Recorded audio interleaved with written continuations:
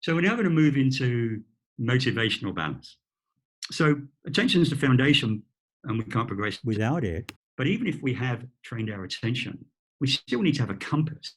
We need to have a desired direction or perhaps an object for our attention.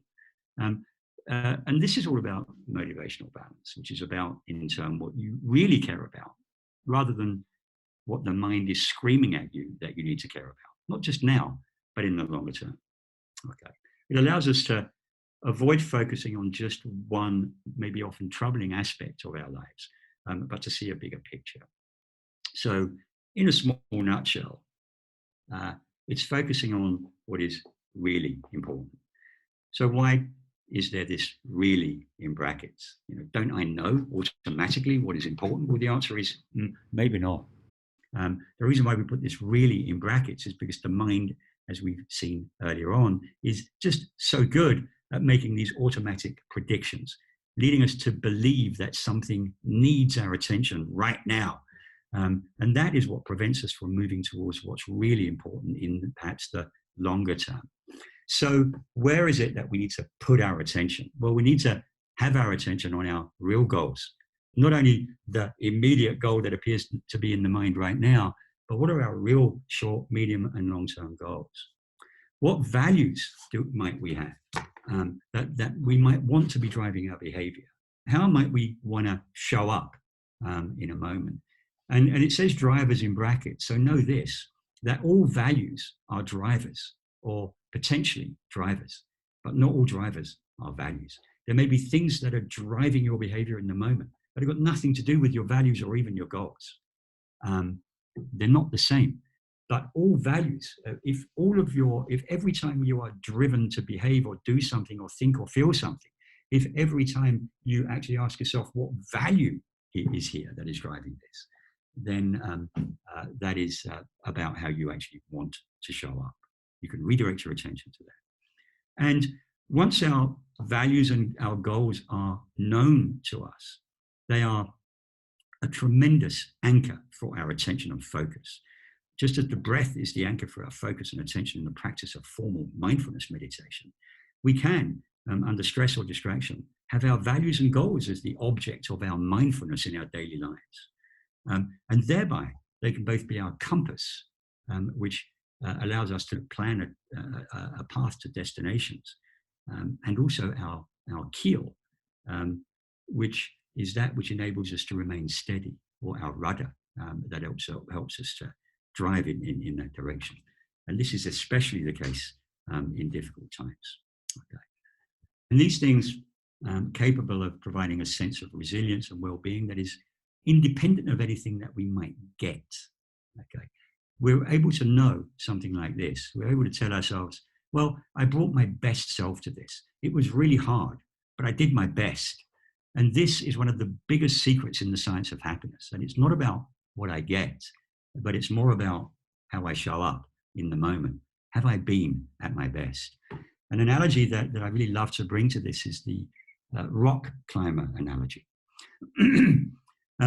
So a rock climber is actually putting themselves in a genuinely life-threatening situation. They are actually in danger. Okay, so it's voluntary, but they are in danger, hanging off a rock, maybe a couple of thousand feet above the valley below. And their next move, if they get it wrong by even an inch, then they're dead.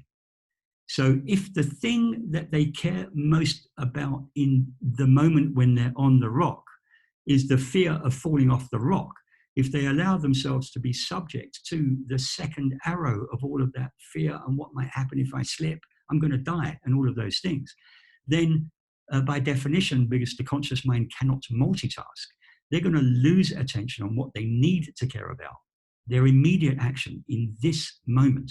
Where is it? How can I use my skills and resources to put my hands, my fingers, my feet in exactly the place that they need to be so that I can climb to the top of this rock? So they're able somehow to redirect their attention by using skills and resources to things as they are. That's really what this is about. And the same might apply to any other stressor. So for example, even with coronavirus, attend to what you really care about and then to what is actually the best way to maximize the probability of what you care about actually happening. Switching off the circuitry of the second R and attending to what needs to happen right here in this moment so that I might get what I want. Okay? Because getting into anxiety and rumination has its use. But if we dwell on that, then we're not doing anything in the moment that is actually useful. Okay? All right. So know that not all goals and values were created equally. And I'm just going to read this out. It's actually quite fun.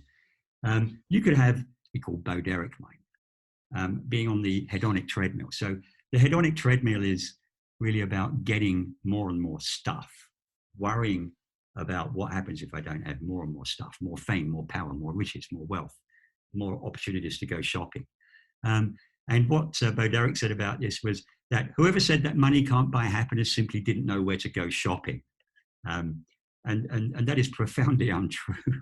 And maybe this gentleman, Will Smith, who said this, maybe he's more on target. He said, whether he really knew this in his body or whether it's just something that he said in his mind, I don't know. But he said, too many people spend money they haven't earned to buy stuff they don't want, to impress people they don't like. And that is actually quite profound.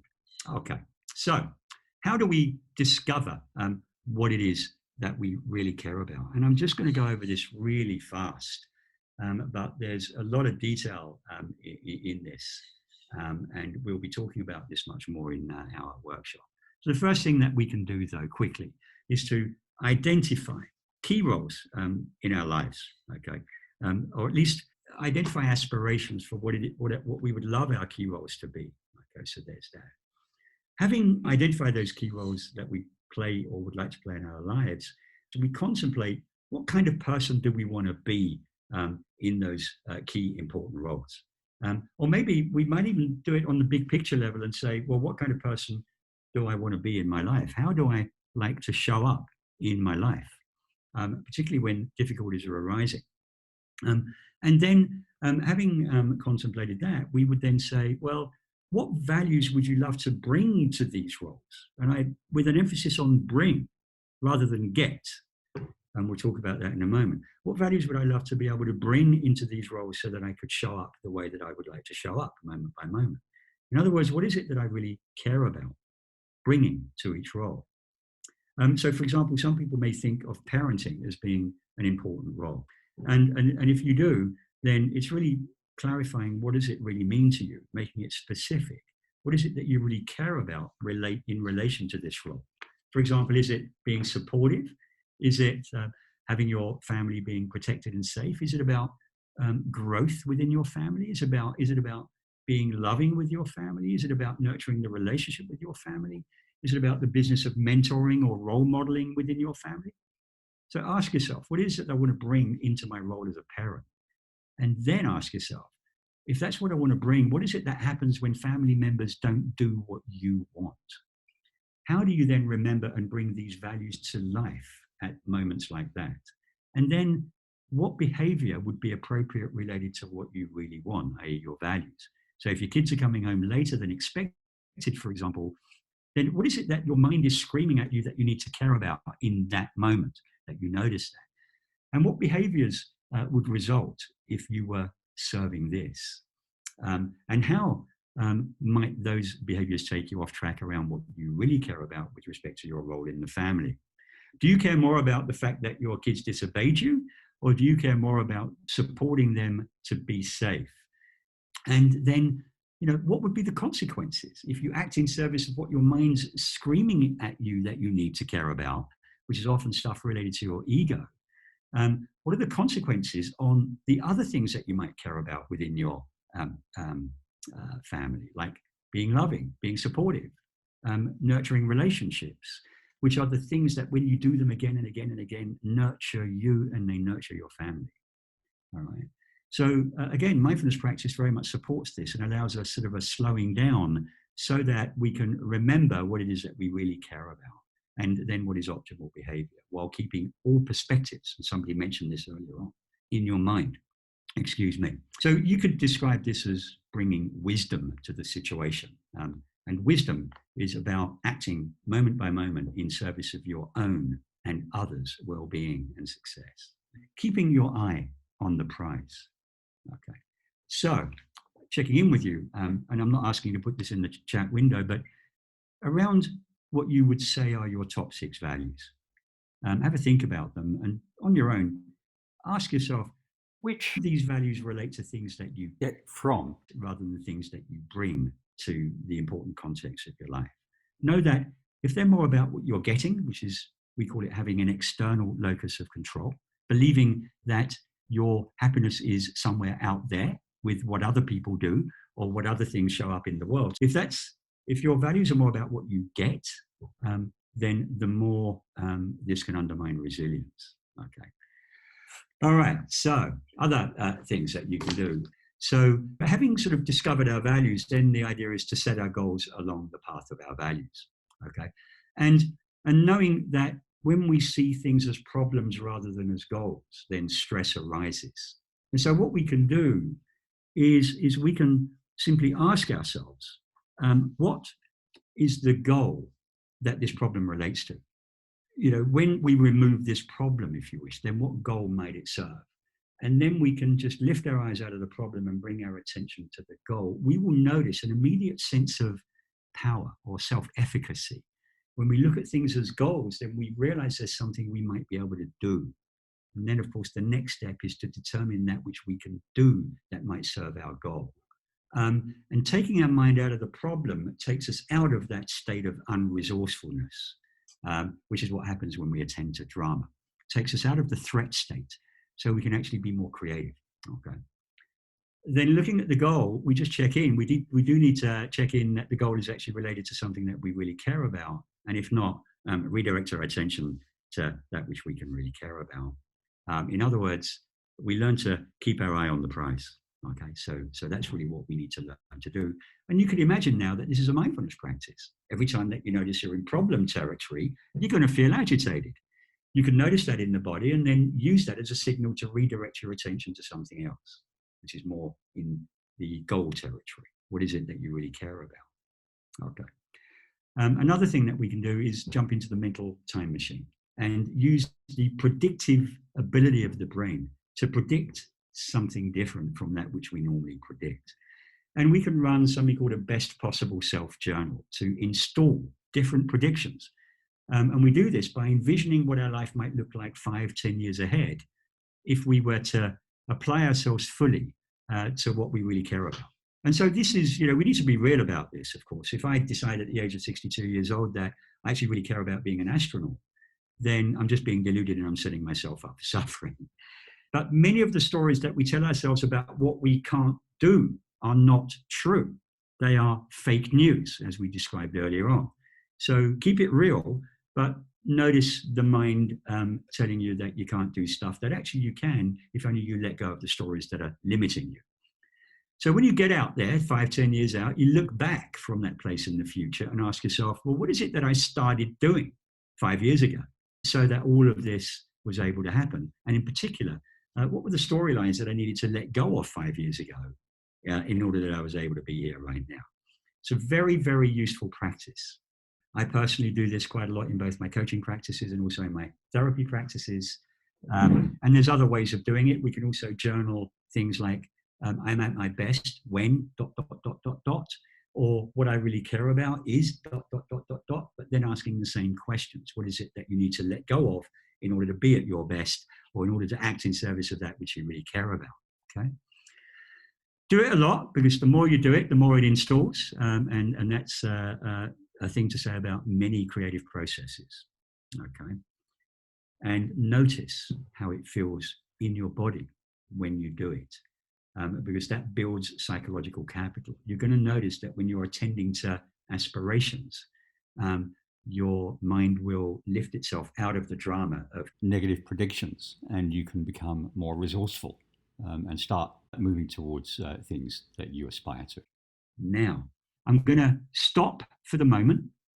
And what I'd like you to do while I stopped is I'd love you to enter some questions in the Q&A panel. So if you can see the Q&A panel, if there's anything that's coming up, please feel free to enter them in the Q&A panel. We've had one question coming up from Michael. What if the person is not ready to tackle the source of the issue? That if they took it on in their current state, their worldview might collapse in a way that triggers terrible consequences. Interesting. I guess this is actually part of the story that we may be telling ourselves, that triggering terrible consequences, what does it really mean? Are we going to die? Are we going to stop breathing if we change our worldview? Because you're right, Michael, in some way, this might require a shift in worldview. It might be that that very worldview that we have is causing suffering for us again and again. And if we're happy with that, we always have to make choices. We are all adults. We can make choices about whether to live within our existing worldview, even though that worldview is creating second darts. Or we can choose to change something about that so that we may be able to better manage those second darts. So there's a quick answer to that. And it probably doesn't satisfy. This, as you may know, is all about practice. Yeah. If mindfulness takes mindfulness to do, that's an interesting one, which can sometimes be challenging, then what's the easiest route for the brain to avoid prediction? Yeah. So in fact, let me share a little secret here, Arlene. Every time we notice what's happening with us and we redirect our attention to something different. So every time we, let's say, notice that we want to roll our eyes at somebody, and we notice that before it happens, and we just, which of course that rolling of the eyes is a reaction to a prediction that we're making that we don't know that we're making. But every time that we notice that and we either A, manage it, or B, bring our attention to something more useful, like maybe asking a question rather than rolling our eyes, for example, because I have the value of understanding, and maybe I have a value of something which I'd love to care about around inquiry and compassion and kindness. But that's not showing up. And I'm noticing that what's happening right now, instead, is I'm making a prediction. I don't know what it is and I don't care what it is, but it's just taking me in a direction that I don't really want to go, i.e. to roll my eyes. And every time I bring my attention back and create a different behavior, that in fact is mindfulness. We're using the state of awareness called mindfulness without maybe knowing that we're doing it. So we can do it with formal mindfulness practice, which does require mindfulness because it requires remembering. And we need to build that habit. So we, like everything else, there needs to be some discipline of remembering to practice mindfulness maybe every day, 10 minutes in the morning, etc., etc. So you get hold of the app and it sort of talks about how you can build the habit, because it's about building habits. Then maybe you can also try many of these informal strategies. The other routes for the brain to avoid predictability is really just to simply keep again and again and again bringing to mind that which is nurturing for you, that which actually is a source of potential happiness for you. That will be when you bring your attention to your goals, when you bring your attention to your values, when you bring your attention to what's happening right here, right now, in this moment, turning off the continuous dipping into the past to make predictions about the future, giving you the mental space to be able to bring your attention back to what's really important to you. That you'll find is nurturing for you if you can really do it skillfully. And if you're confused with that, then just come and join our webinar series and you'll learn much more about it. Okay, long-winded answer, but it's an important question. All right, so just now I spoke about this idea of setting goals along a valued or envisioned path. Or really just simply bringing your attention to goals every time that you notice that you're anxious about a problem. Ask yourself the question, okay, so I've got this problem, I really don't like it, and it feels uncomfortable. Oh, but then what goals can I create around this problem that might help to make it better? And not just right now, because often problems are insoluble immediately, but you can place attention on maybe not so immediate things, maybe slightly longer term issues that might help to achieve some outcome in line with what you perhaps care about. And then working out what behaviors might serve that. So that's the way of potentially doing that. But we need to keep our eye on the prize. But as we do that, we might want to be alert to the yes but mind. And I think I have mentioned that. Challenge the yeah buts. The yeah buts originate in stories that were installed often when you were very young. Sometimes perhaps when you were as young as maybe earlier than 10 years old. And I often ask people, would you listen to somebody else's 10-year-old child telling you how you should think, feel, and then act around a particular situation? And people normally laugh at me when I ask that question because the answer is obviously no. What are you talking about? Then the question is, why are you listening to your own inner child's voice, whose voice was trying to protect you from something that happened maybe very, very early on in your life, and creating stories that have been related to a particular situation in the present that is not related to that old story at all. And you've forgotten what the story is, but you can guarantee that that storyline that created that emotion at that time doesn't relate to the situation today. And then, the idea is to practice letting go. And in the app, actually, you'll learn some hints on how to practice letting go of these negative storylines that are driving your experience in this moment. Remembering that something else that William James said was, whatever it is that you are attending to in this moment is your experience, is your reality in that moment. So if you want to change your reality, just change where you're placing your mind in that moment. It's easier said than done, of course, because these predictions have tremendous power over us without training. Okay. So you just notice these predictions and just come back to right here, right now, and then in that space, what is it that I can actually do? All right, so there's that. So a few other strategies, I'm just going to list them out. These are all shown to cultivate motivational balance, which again is a key part of it. And some of you will want to do some of these, and we will talk about many of these in depth on the longer webinars in a way that actually brings them to life. But have a gratitude practice. Tell yourself at the end of each day one thing that you can be grateful for. It might be simply that you're still breathing. You might be grateful for a particular relationship. You may be grateful for something that somebody did. You may be grateful for the fact that there was toilet roll in the supermarket today, and that rice hadn't gone up by 3 times today, or that petrol had gone down, or whatever it might be. Just put your attention on something which is nurturing for you, and this builds the neural infrastructure of resilience. Nurture your relationships. I think it may have been Michael actually, said something about this earlier on today, about social connectivity. We're all able to nurture our relationships. And one way perhaps of doing this, one way is seeing social distancing as physical as opposed to emotional and mental. We have a phone, and we have ways of communicating with each other where we can nurture ourselves by demonstrating kindness and caring to others that we care about. And we can even tell ourselves a beautiful story that we care about every single person on the whole planet. We can tell ourselves that we care about all sentient beings. And if we tell ourselves that story again and again, then in fact that will become our truth. But what we tend to do is to artificially create tribes, making choices about who we should be caring about and who we shouldn't be caring about. In other words, we create storylines by not making choices, by allowing the default mind to create stories that this group is us and that group is them. And we create a completely different set of emotions when contemplating stuff that's happening with us's, as opposed to stuff that's happening with them's. And this is really just a choice that we're not making. We can make the choice in a way that has been scientifically shown to be very useful for us and, of course, the world generally. We can make the choice to expand our tribe, to include people that we are seeing as not like us, different from us. This is all part of our tribal legacy. We need to create tribes.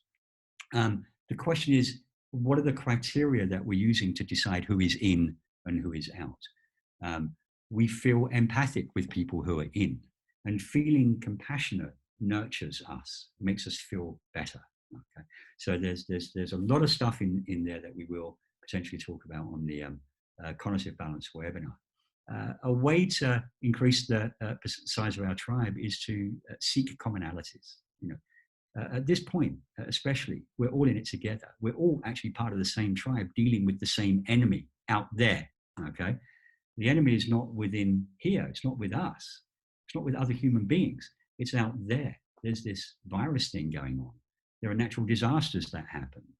There are changes that we need to relate to. We need to look at them with a sense of we're in this somewhat difficult game called life, all trying to be happy using our own information, everything that we know, and in order to try to be happy and be compassionate about the fact that many of us get it wrong. We create behaviors that are just not skillful for us and other people in the context of being happy.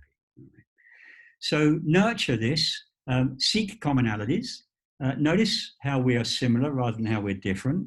All right. So contemplate. So another thing that we can do is contemplate and journal the costs of our cravings, the costs of allowing these stories. So after craving, we could also use the word aversion. So it's aversions to the predictions that we're making, these automatic negative predictions, create a sense of aversion. So we can sort of contemplate the cost of carrying these storylines around with us.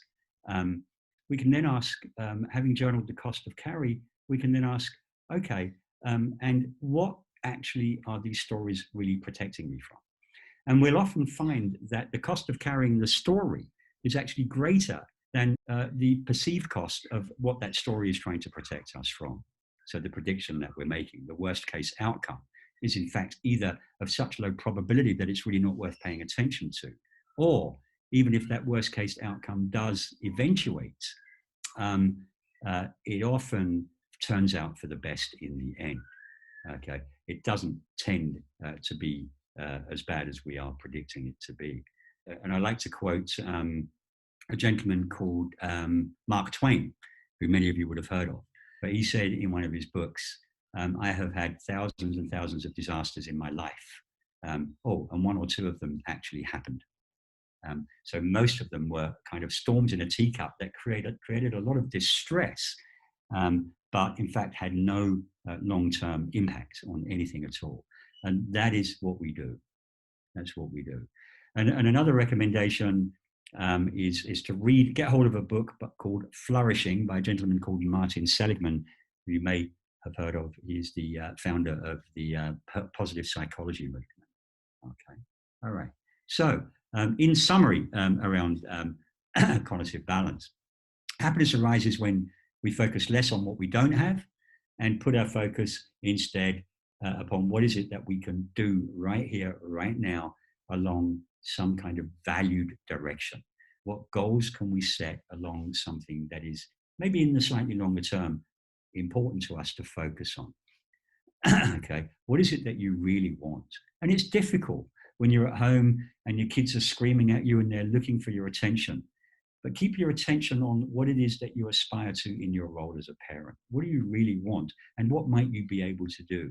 Maybe you're getting very anxious or very angry because your kids are demanding your attention while you're trying to work from home. Or maybe you notice that they're doing things that you don't like. Okay, so I've got this problem and I don't like it. What actually is my role now? And for example, if you think that cultivating a growth mindset within your children is part of your role, then know that that's not going to happen right here, right now, but it will happen over the long term, depending upon how you show up again and again and again with your kids. Noticing the opportunity to reward them every time they exercise this wonderful thing called impulse control. Sharing, giving them, and this applies not only to your kids, but everybody. Notice them, people doing things that are difficult for them, and sharing that you've noticed it. John, I really appreciate the way that you approached this. I know that was difficult for you. That builds long-term well-being, both for you and also for others, and also builds long-term performance as well for yourself and also for others. Being at your best so that you can bring others to be at their best. All right, so just the last paragraph on this slide, using your faculty of attentional balance to notice and redirect your attention every time you're agitated to the question, What do I want? Not only now, but also later. And then how do I need to show up now if that's what I really want later? Key point, and it's called impulse control. Okay, and that ends this very brief introduction to motivational or cognitive balance.